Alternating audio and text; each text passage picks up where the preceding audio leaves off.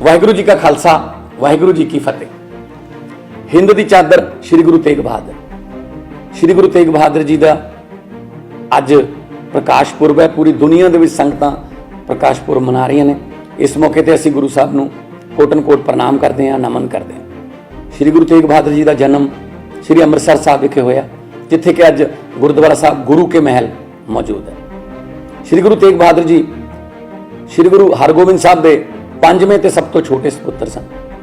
बचपन च उन्हां दा नाम त्यागमल रखा गया, क्योंकि गुरु साहब का पालन पोषण सिक्खी वाले माहौल च होया सी। इस करके सबर, संतोख, धीरज, दृढ़ इरादे, जुल्म के खिलाफ लड़ना, जज्बा, ये सारा उन्होंने विरसे च मिलिया ते उन्होंने परिवारक विरसे चों सहजे ही श्री गुरु तेग बहादुर जी की शख्सियत का हिस्सा बने। गुरु घर दे बहुत वड्डे भगत बाबा बुड्ढा जी तो श्री गुरु तेग बहादुर जी ने गुरमुखी की सिखलाई लई। गुरबाणी के बहुत वड्डे ज्ञाता भाई गुरदास जी ने श्री गुरु तेग बहादुर जी नूं धार्मिक ग्रंथां अते होर समकाली भाषावां की सिखलाई दी। औखे मौके ते तैयार बत्यार रहण लई गुरु साहब नूं तीरंदाजी ते घोड़सवारी की सिखलाई भी दी गई। करतारपुर की जंग दे विच जिस बहादुरी नाल गुरु तेग बहादुर जी ने तलवारबाजी की ते बड़े दलेरी नाल उत्थे लड़ाई की, ये तो प्रभावित होकर श्री हरगोबिंद जी ने अपने पुत्र त्यागमल का नाम तेग बहादुर रखता। तेग बहादुर का मतलब है तलवार का धनी।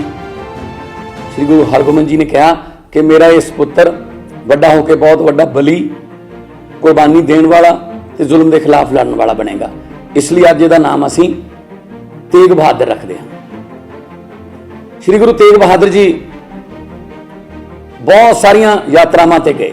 सिख धर्म दे विच जे श्री गुरु नानक देव जी तो बाद ये देखना होवे कि सच का होका ते लोकां नूं भगती वल जोड़ना, परमात्मा का फलसफा लोकां नूं समझाउणा, उहदे वास्ते यात्रावां किन्नियां ने, तां गुरु नानक साहब तो बाद श्री गुरु तेग बहादुर जी का नंबर आउंदा। जदों आनंदपुर साहब विखे कश्मीरी पंडित जिहड़े कि कश्मीर दे जालम हाकमां तो दुखी होए सन, क्योंकि उन्होंने हुक्म दिता गया सीगा कि या तां धर्म परिवर्तन कर लो, नहीं मौत लई तैयार रहो। तां किरपा राम की अगवाई दे विच श्री गुरु तेग बहादुर जी नूं कश्मीरी पंडित मिलन आए। उन्होंने अपनियां दिल कंबाऊ कहानियां ते घटनावां गुरु साहब नूं सुनाइयां।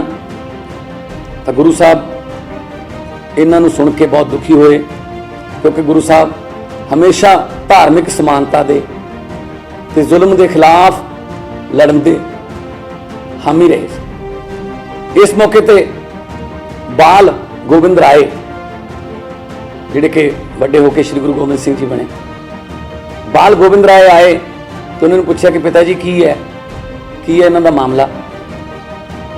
तो गुरु तेग बहादुर जी ने कहा, गोबिंद ये इस तरह जुल्म हो रहा इन्हां ते इहदे वास्ते कोई बहुत वड्डी धार्मिक ते समाजिक शख्सियत की कुर्बानी की लोड़ है। तो बाल गोबिंद राय जी ने कहा कि पिता जी तुहाडे तो वड्डी शख्सियत कौन हो सकता है। तो गुरु तेग बहादुर जी ने कहा पंडितां कश्मीरी पंडित कि जाओ इन्हां जालमां नूं सुनेहा पहुंचा दो कि जो मेरा धर्म परिवर्तन करवा लें तो बाकी सारे खुशी खुशी धर्म परिवर्तन कर लें।